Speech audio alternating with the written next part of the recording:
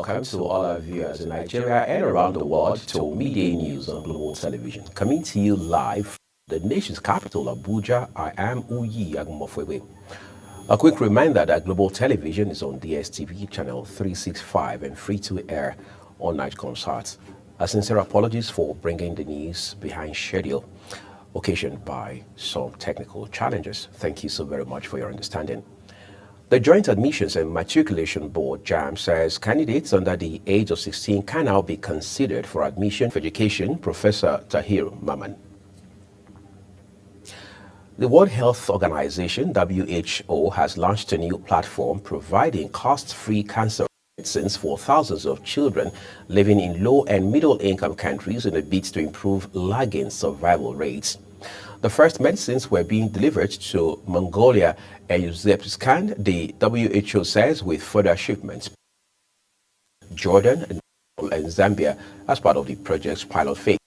The treatments are expected to reach around 5,000 children with cancer this year across at least 30 hospitals in those 6 nations. Some measure of relief there, no doubt about that. But let's come back home now, where Adamawa State Police Command has arrested 3 suspects for allegedly vandalizing and stealing transformer cables at Worodole in Gire local government. Person, SP Suleiman Roger, disclosed this issue.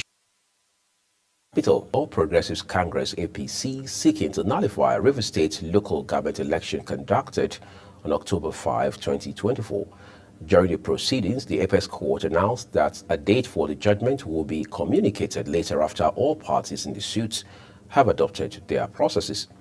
Recall that Justice Peter Lifu of the Federal High Court has registered to the River State Independent Electoral Commission for the conduct of the election. Justice Lifu also barred the Inspector General of Police and Department of State Services from providing security during the election. The federal government of Nigeria has approved the sum of $1.7 billion for human capital opportunities for prosperity and equity, which includes governance, hope, projects alongside the interrelated primary health care provisions strengthening Hope PHC project. This was made known during the Federal Executive Council meeting held recently. While the Hope PHC project aims to improve utilization of quality essential healthcare services and health system resilience in the country, governance reforms entrenched in Hope governance will support improvements in healthcare financing, enhance transparency and accountability, as well as increase recruitment, deployment, and performance management of primary healthcare workers by federal, state, and local governments. Benue State has confirmed the death of 2 people during a fight between rival court groups in the Wadata area of Makurdi, the state capital. The clash reportedly erupted around the riverside in Wadata, where the court groups had gathered for a meeting. Spokesperson for Benue State Police Command, Catherine Anene, said due to the police crackdown on cultism. Spokesperson for Benue State Police Command, Catherine Anene, said due to the police crackdown on cultism in the state, some cultists traveled to the riverside to hold a meeting.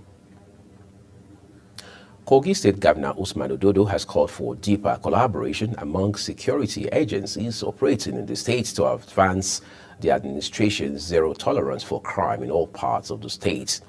Ododo disclosed these during a meeting with local government chairmen, members of the state's vigilante service, and professional hunters at the government house in Lokoja.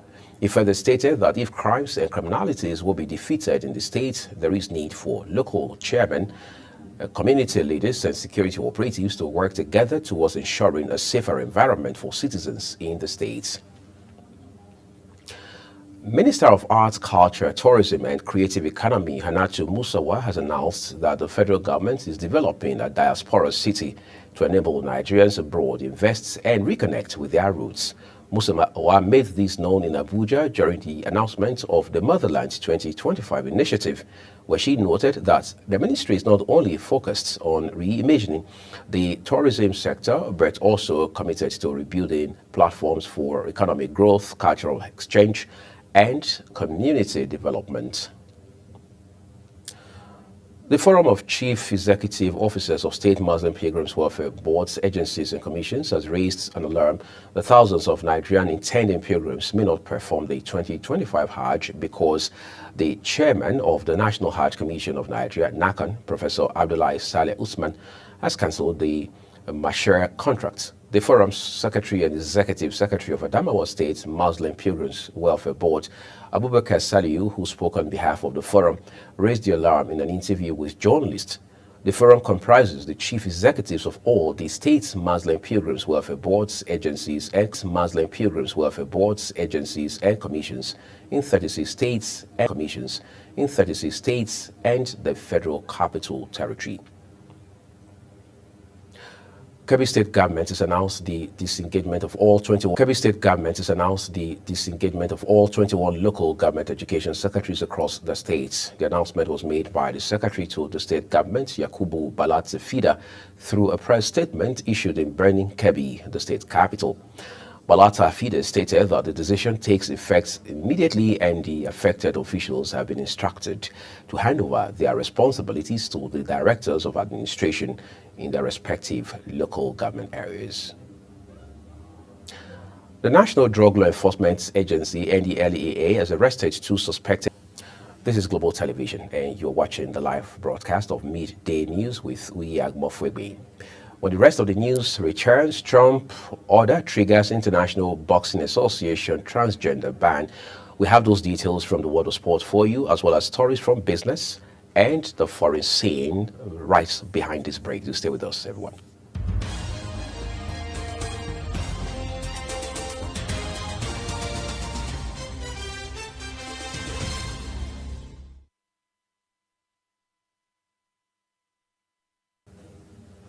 The rest of the media news now returns with business, where the Securities and Exchange Commission has announced plans to sensitize state governments on investment opportunities in the capital markets as part of efforts to drive wealth creation and economic growth. Director General Motimi Agama disclosed this during a meeting with a delegation from the World Bank Group and the International Finance Corporation in Abuja. Agama stated that the Commission aims to enhance the understanding of financial markets, investment strategies, and regulatory frameworks among state governments to help them maximize their economy. His decision to declare martial law. Ayol told the court, saying their refusal to applaud him or shake his hand exposed their plans to destroy his government. The former prosecutor plunged democratic South Korea into political turmoil when he declared martial law on December 3rd, suspending civilian rule and sending soldiers to parliament. The attempt only lasted 6 hours as the opposition-led parliament defied the troops to vote it down, later impeaching him over the move. The ceasefire between Hamas and Israel appears increasingly fragile after President Donald Trump warned all hell would break loose unless Hamas releases every Israeli hostage by the weekend. The truce in place since January 19 has largely been halted. More than 15 months of fighting in the Gaza Strip and saw 5 groups of Israeli hostages freed in exchange for hundreds of Palestinian prisoners. However, tensions spiked after Trump proposed taking over Gaza and removing its more than 2 million inhabitants. Quite a talking point there across the world right now. But let's turn to sport in the meantime.